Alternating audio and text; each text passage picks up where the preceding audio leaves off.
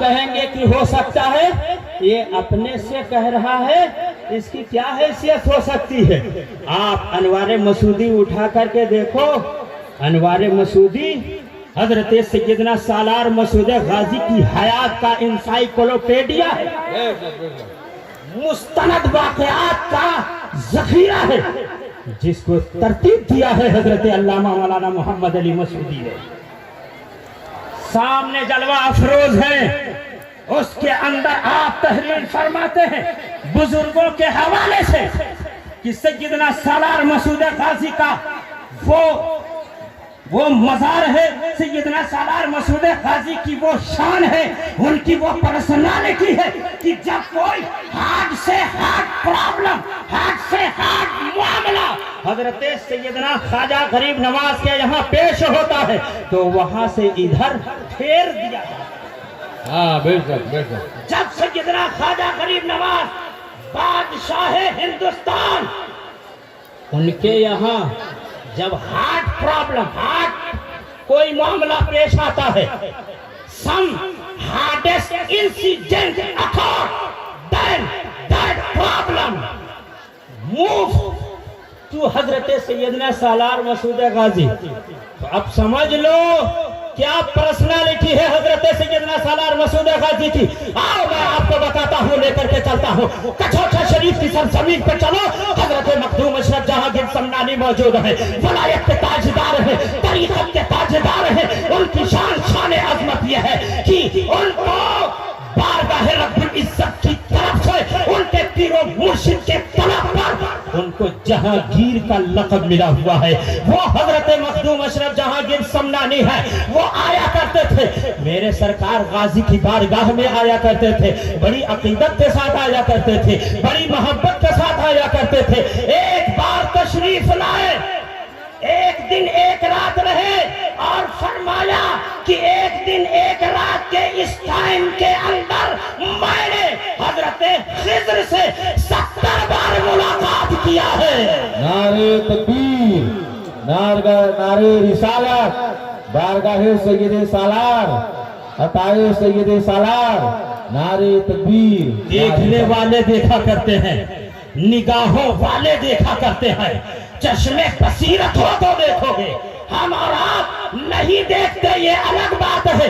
دیکھنے والوں نے تو بتا ہی دیا ہے کہ یہ وہ دربار ہے جہاں پر ہر 30 minute per on every 30 minute حضرت خضر علیہ السلام come to حضرت غازی پاک and visit the مزار of حضرت غازی پاک۔ ہر 30 منٹ پر حضرت خضر علیہ السلام آیا کرتے ہیں اور حاضری دیا کرتے ہیں۔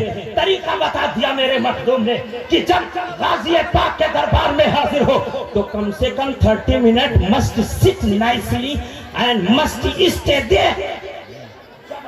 30 منٹ کم سے کم حاضر رہو، بیٹھے رہو کہیں پر سکون سے اور لو لگائے رہو غازی سے، کرم ہو جائے گا، حضرت خضر علیہ السلام سے ملاقات ہو جائے گی۔ اگر ایسے نہیں ہوئی، فزیکلی نہ ہوئی، no problem, maybe your sight face the face of حضرت خضر علیہ السلام۔ اگر آپ اپنی آنکھوں سے پہچان کے نہ دیکھ پائے، نہ دیکھ پائے، لیکن کیا یہ نہ ہو سکتا، نہیں ہو سکتا کہ حضرت خضر علیہ السلام سامنے آئیں، تمہاری نگاہ دیکھ کر معراج حاصل کریں، ایک اللہ کے نبی کا دیدار ہو جائے، معراج ہو جائے۔ سبحان اللہ۔ اور فرمایا اگر یہ بھی نہیں تو ہو سکتا ہے کہ وہ تمہارے پاس سے گزر جائے اور ان کے دامن کی ہوا لگ جائے۔ اللہ کے نبی کے دامن کی ہوا جس شخص کے بدن سے چھو جائے، بدن کی ساری بیماری دور ہو جائے۔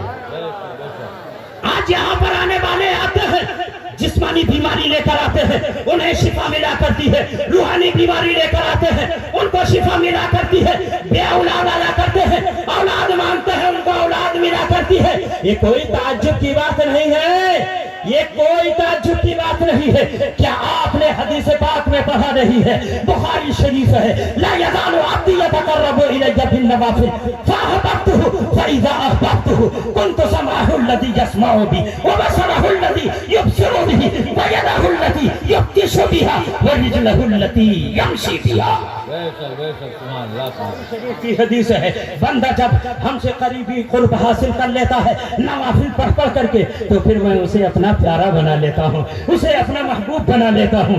आई मेक हिम माई बिलावर, मैं उसे अपना प्यारा बना लेता हूँ। और जब प्यारा बना लेता हूँ तो फिर होता क्या है, अल्लाह रब्बुल इज्जत हदीस कुदसी में फरमाता है कि तो फिर मैं उसके कान हो जाता हूँ जिससे वो सुना करता है, मैं उसकी आंख हो जाता हूँ जिससे वो देखा करता है, मैं उसका दिल बन जाता हूँ जिससे वो सोचा करता है, मैं उसका हाथ बन जाता हूँ जिससे वो पकड़ा करता है, मैं उसका पाँव बन जाता हूँ जिससे वो चला करता है।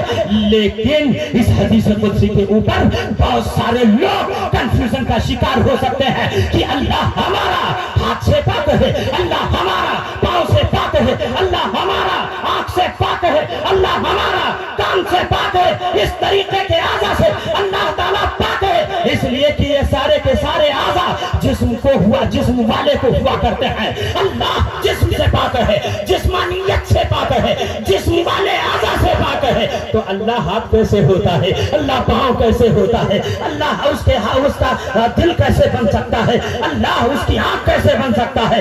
एक अजीम कंफ्यूजन है, वेरी बिग कंफ्यूजन।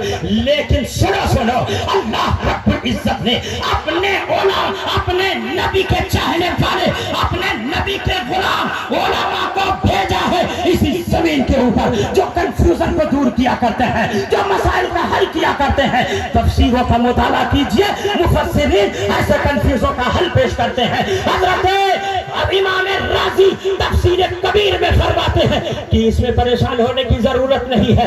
इसका मतलब यह है, इसका हासिल यह है कि अल्लाह ताला अपनी ताकत का जलवा बंदे की आंख पे डाल देता है, तो फिर बंदा देख रहा होता है, जहां है वहीं से दूर का भी देखता है, करीब का देखता है। कान पे डालता है तो कान की ताकत इस कदर बढ़ जाती है कि जहां है वहीं से दूर की सुन लिया करता है। और उसके हाथ पे डाल देता है तो हाथ से वो इस तरह से पकड़ता है कि अल्लाह की ताकत का जलवा नजर आता है। आप गाज़ी पाक की जिंदगी का मुताला करो, इस हदीस का वो पैकर नजर आते हैं। उन्होंने ऐसे इस तरीके के करामात दिखाए हैं, अपनी ताकत का इजहार किया है। वो सारी ताकतों का मामला क्या है, रब्बे कदीर ने उन्हें अपनी ताकत का मजहर बना दिया है, अपनी ताकत का जलवा बना दिया है। यही वजह है कि जब शाह तगला 7 जंग हारता है और उसके बाद जाता है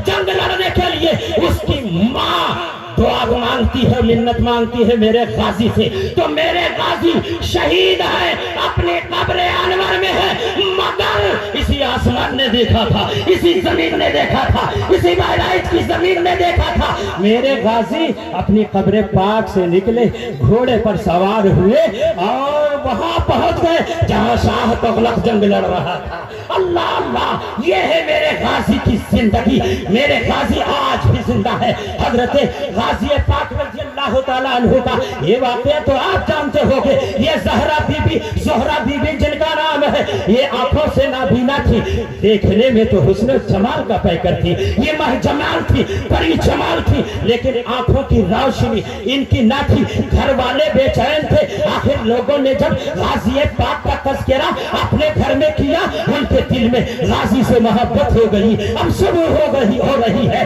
तो या गाजी कह रही है, शाम हो रही है तो या गाजी उठते बैठे, या गाजी की मोहब्बत में चूर है, गाजी के तसव्वुर में डूबी रहती थी। एक बार का वाक़या है कि तसव्वुरे जाना में खोई हुई है, तसव्वुरे गाजी में डूबी हुई है।